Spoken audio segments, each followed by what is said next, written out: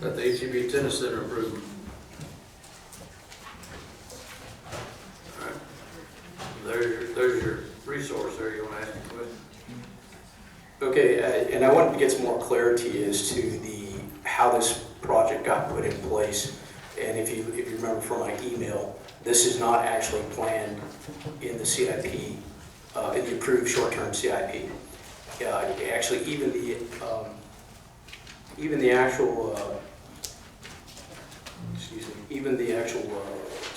project number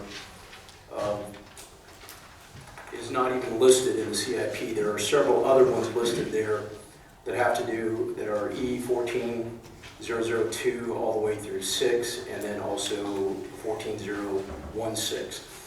And I mean, there's a balance in there, but these other projects, I'm assuming haven't been completed. I'm wondering how this particular project was able to leapfrog over the other projects. Okay. Let me start, and I'll get Jamel to weigh in on the merits of the project. Let me put a map up that illustrates the area in question. So this is proposed to be funded out of Bond 2012 Proposition 4. That's the Parks and Recreation proposition. There was $16 million available. Now, at the time, in Bond 2012, when they were putting this together, they did things a little bit differently than they do now. So there were not scopes in advance of these. There were broad budget categories. Community-wide, citywide community parks, $5 million. Aquatic facilities, $3.5 million. HEB Al Cruz tennis centers, $3 million. Hike and bike trails, $1.5 million. Ocean Drive parks, $3 million. If I can get the little turned on, I can show you what the proposition page looks like. It listed out descriptions of the type of work they contemplated completing under those categories. You can see the HEB Al Cruz, $2 million worth of improvements. We've actually done, I believe, 21 projects under this proposition. And the way that parks would run these things is that they would bring requirements to us sort of one at a time.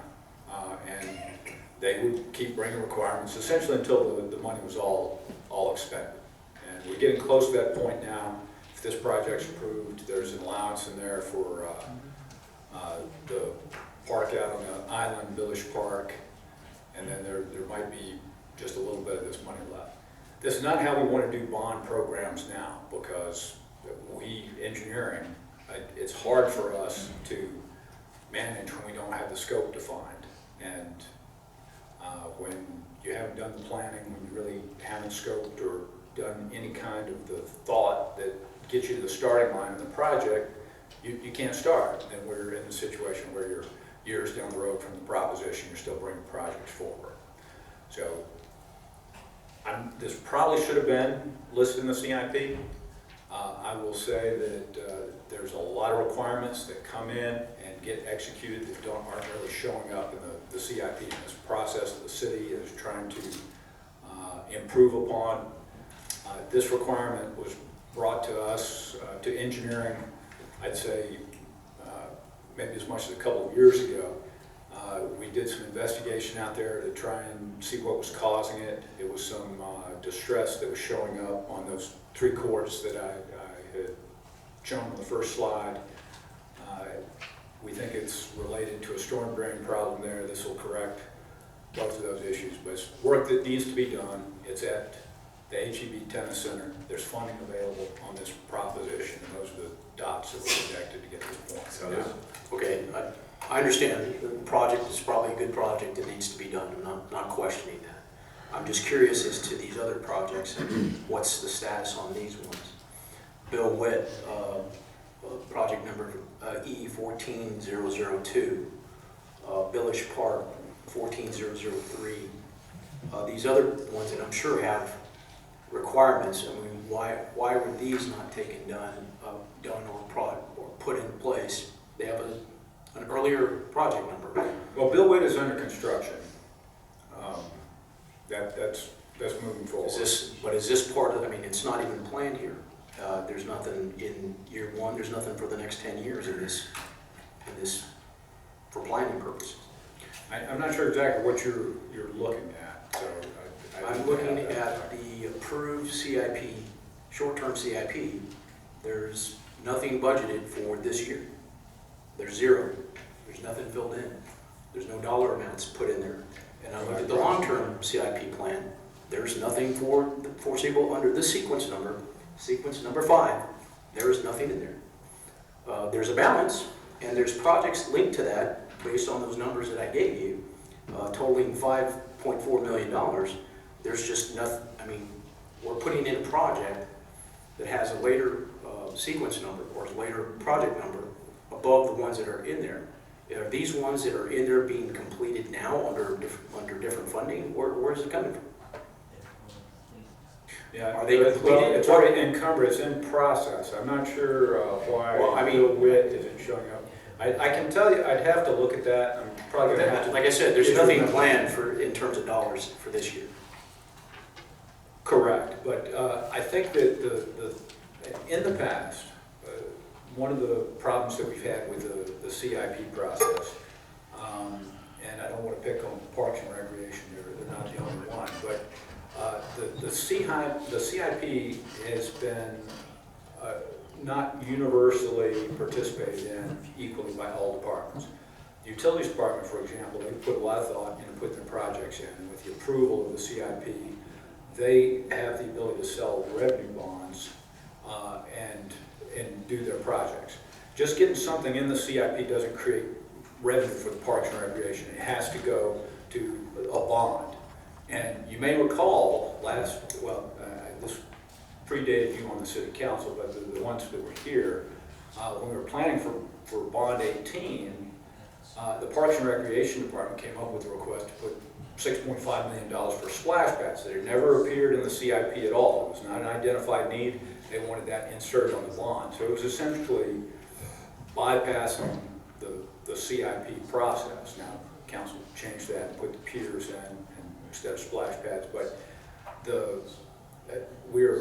one of the reforms that we're making and the improvements we're making is trying to get identified needs into the CIP, even though there's no funding currently associated with it. So that when we start to prepare a bond, we go to the CIP database of documented needs to pull potential projects out.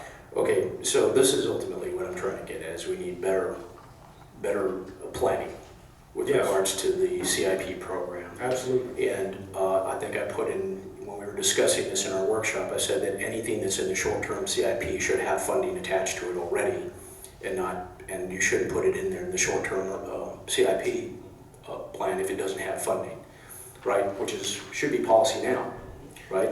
And then it should be in there if we're going to do it. Well, what we're trying to do is behind the book that you see, we're trying to build up a big database of needs, of not only current needs, but predicting, okay, what's likely to need to be done 1 year, 2 years, 5 years from now. The pier is a perfect example. We had this pier that showed up on Bond 18, but it fell into the water before we could have an opportunity to do the project.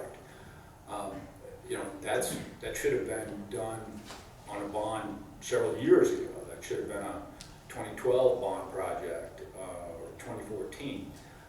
But we're trying to do better planning. We recognize it is a known deficiency, that we're not planning for those kind of things enough.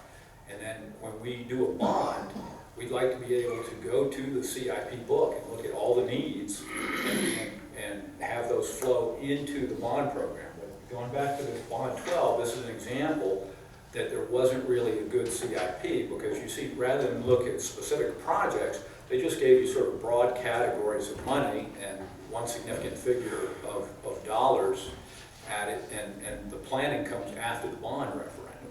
And we're trying to turn that around and get the planning done in advance. You have a similar situation here with 11 with the roof. It's not actually planned in the CIP for this year. But at least the project. We're talking about the. Yeah, I'm just saying we just need better, for our next, That's right, for our next it's in the cycle.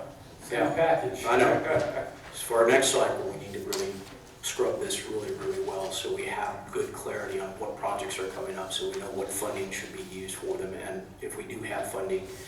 And that's one of the reasons why I asked for all the capital, all our bond, any money that we have left over from any of the projects we have, so we understand where all that money is and what capital projects can be done. For Parks and Recreation, and I've mentioned this to Mr. Stevenson here, is that we have some real issues in Parks and Recreations, specifically around swimming pools and other facilities. So there's some real need, and I want to make sure we're doing the right things in terms of the CIP planning process, that we address those. But anyway, I just want to make sure I understood this. I think you understand it, and you're pointing out one of our weaknesses that we know we've got to work on. Okay. And if I may, Councilman, if I may, Yes. just add that the Department in Parks and Recreation, we are actively beginning that process now. That's one of the things I noticed coming through the doors, is that our CIP is, as Jeff says, rather loose. Right. Loose. And, we're going to be talking about this later on in the budget policy process, and that's one thing that I really added to it, and credit on the staff for taking that on. I appreciate that. But we really, like I said, really make sure we're buttoned up on this, because it's a lot of money, and we have lots of needs.